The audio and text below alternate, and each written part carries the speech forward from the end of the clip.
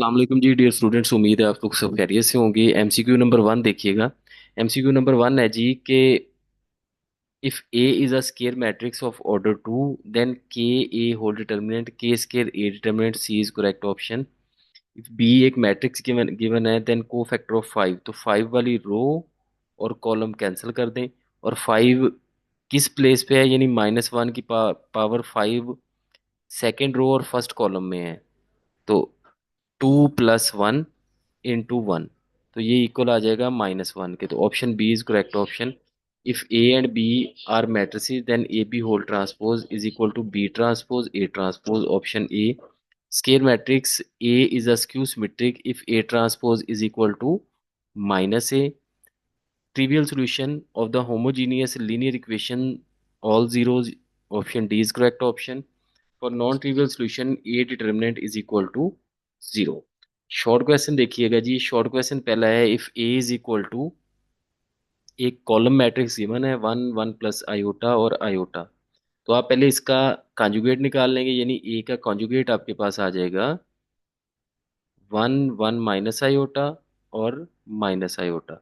फिर आप इसका ट्रांसपोज लेंगे, तो जो ट्रांसपोज होगा वो आपके पास आ जाएगा जी, रो मैट्रिक्स बन जाएगी 1 1 माइनस आयोटा और माइनस आयोटा। फिर आप इन दोनों मैट्रिसेस को मल्टीप्लाई कर देंगे, ए और ए कॉन्जुगेट ट्रांसपोज को मल्टीप्लाई करने के बाद जो आपके पास रिजल्ट आएगा वो इसका आंसर होगा।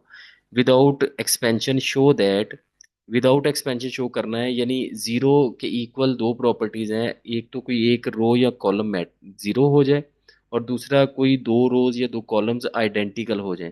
तो इसमें से आप क्या कर सकते हैं, C2 minus C1 -1 time of C1 and C3 minus या plus into -1 time of C2। तो आपके पास रिजल्ट आ जाएगा जी, सेकंड और थर्ड कॉलम जो है 1 बन जाएगा। Solve the system of linear equation.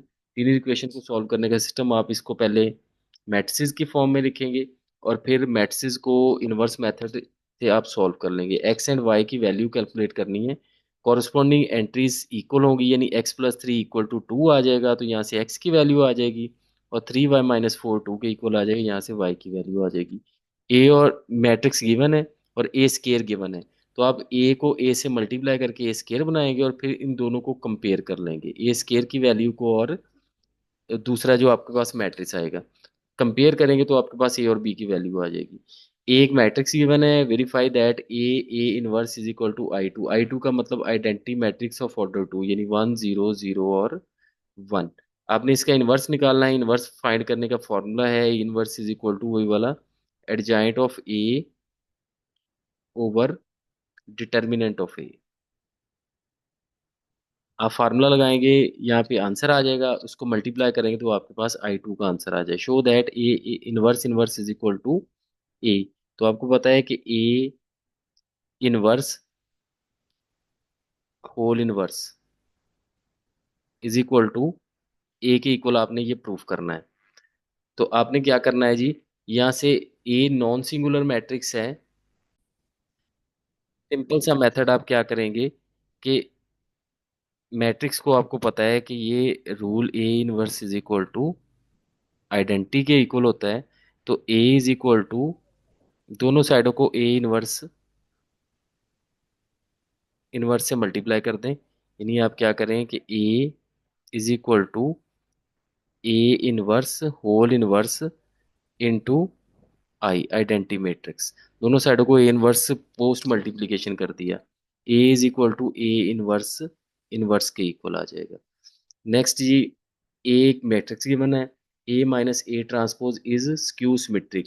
आपने ए ट्रांसपोज फाइंड करना है, पहले रोज को कॉलम में चेंज करना है और फिर उसको ए में से माइनस करेंगे, जो रिजल्ट आएगा उसमें से माइनस कॉमन ले लेंगे, तो आपके पास वापस यही वाला मैट्रिक्स आ जाएगा जो ए माइनस ए ट्रांसपोज था। तो रिजल्ट प्रूफ हो जाएगा। Define scalar matrix, give example. Scalar matrix की एग्जांपल, स्केलर मैट्रिक्स वो होते हैं जिसमें डायगोनल एंट्रीज सेम होती हैं। Define rank of a matrix, rank of a matrix का मतलब number of non zero rose in reduced echelon form is called rank of a matrix. तरह लॉन्ग क्वेश्चन में आपने डिटर्मिनेंट को सॉल्व करना है। डिटर्मिनेंट को सॉल्व करके आपके पास रिजल्ट ये आना चाहिए। तो आप मेथड आप खुद अपनी मर्जी का भी लगा सकते हैं या प्रॉपर्टीज से कर सकते हैं, इसको एक्सपेंड भी कर सकते हैं। प्रॉपर्टीज से करना है तो पहले दो कॉलम्स को ऐड, फिर कॉलम्स को ऐड, फिर कॉलम्स को ऐड, फिर कॉलम वन ए प्लस बी प्लस सी बन जाएगा, उसको आप कॉमन लेंगे और देन आप जीरोज बना के इसको सॉल्व कर लेंगे। नेक्स्ट क्वेश्चन में थर्ड इक्वेशन आपके पास आएगी। थर्ड इक्वेशन को आप मैट्रिक्स की फॉर्म में लिखेंगे इस सिस्टम को। मैट्रिक्स फॉर्म में लिखने के बाद आप इनको नाम देंगे ए बी और सी का, ए एक्स एंड बी। ये मेथड जो आपने पहले पढ़ा हुआ है, X is equal to A inverse B. A inverse find करेंगे और इसको मल्टीप्लाई करवा देंगे, आपके पास रिजल्ट प्रूफ हो जाएगा। सेकेंड पेपर में पहला एमसीक्यू है जी, जीरो इज जीरो है जी, तो ये वैसे तो ये नल मैट्रिक्स होना चाहिए क्योंकि ऑप्शन नहीं है, तो बेस्ट ऑप्शन इसका है square matrix. The cofactor of an element A I J, formula है -1 power I plus J M I J, C is correct option. Zero zero solution of the system A X plus A one X plus B one Y is equal to zero is called trivial solution. Option D is correct option. The square matrix A is skew symmetric if A transpose is equal to minus A. For trivial solution A determinant none of these, यानी दोनों में से कोई option भी हो सकता है। Non trivial solution के लिए ये इक्वल टू होना चाहिए जीरो के। Option D is correct option. Next जी, a square matrix A A I J is upper triangular matrix. Upper triangular matrix क्या होते हैं? जिसमें डायगोनल के नीचे सारे जीरो हो। तो डायगोनल ये वाला हिस्सा जो होता है इसमें i is greater than j होता है, यानी A one one, A one two, i is less than j होता है। तो i is less than j for all A I j is equal to zero, i is less than j. तो option B is correct option. Next जी, short question पे आ जाते हैं। State any two properties of determinant की कोई भी दो प्रॉपर्टीज आप लिख सकते हैं। शो दैट, आप इसको एक्सपेंड कर लें, यानी रो वन से इसको एक्सपेंड कर दें तो आपके पास रिजल्ट प्रूव हो जाएगा। इसी तरह नेक्स्ट में आप प्रॉपर्टी लगाएं, रो टू में से कॉमन आ सकता है थ्री, और कॉमन लेने के बाद फिर कॉलम टू में से भी थ्री कॉमन आ सकता है, तो थ्री इंटू थ्री नाइन बन जाएगा और रिजल्ट प्रूव हो जाएगा। Find A, A determinant, A transpose whole determinant. तो आपने पहले ए गिवन है, इसका ट्रांसपोज लेना है, फिर दोनों को मल्टीप्लाई करने के बाद जो रिजल्ट आएगा उसको डिटर्मिनेंट लेना है, यानी उसको एक्सपेंड कर देना आपने।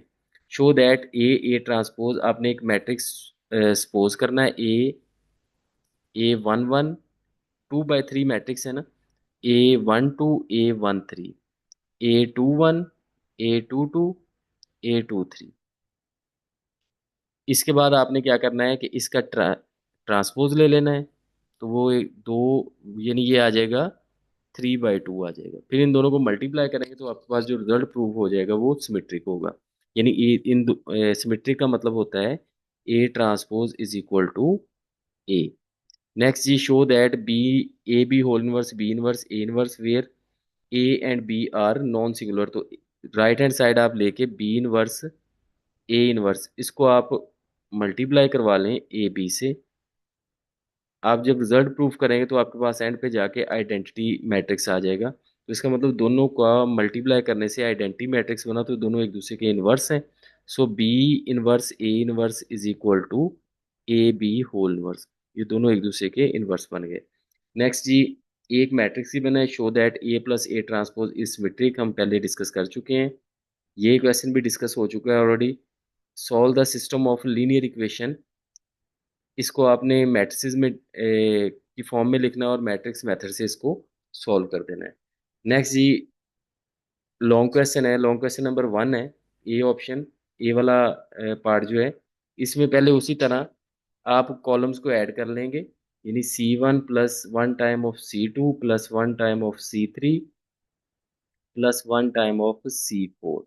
तो ये आपके पास जो पहला मैट्रिक्स बन जाए, पहला कॉलम बनेगा वो एक्स प्लस थ्री, यहाँ पे भी एक्स प्लस थ्री, यहाँ पे भी एक्स प्लस थ्री, और फोर्थ रो में भी एक्स प्लस थ्री। तो एक्स प्लस थ्री कॉमन आ जाएगा। नेक्स्ट आप जीरोज बना के इसको सॉल्व कर लेंगे। इसको क्रैमर रूल से आपने सॉल्व करना है, तो आपने उसी तरह मैट्रिक्स फॉर्म लिखनी है। जो कोफिशिएंट मैट्रिक्स होगा वो ए होगा, यानी two two one, three minus two five, one and -3। और जो बी मैट्रिक्स बनेगा आपके पास कांस्टेंट मैट्रिक्स, वो थ्री वन और टू बनेगा। फिर आप यहाँ से ए डिटर्मिनेंट निकालेंगे, ए एक्स निकालेंगे, ए वाई निकालेंगे, ए जेड निकालेंगे, और फिर आपके पास रिजल्ट प्रूफ हो जाएगा। अपना ख्याल रखिएगा। अल्लाह हाफिज।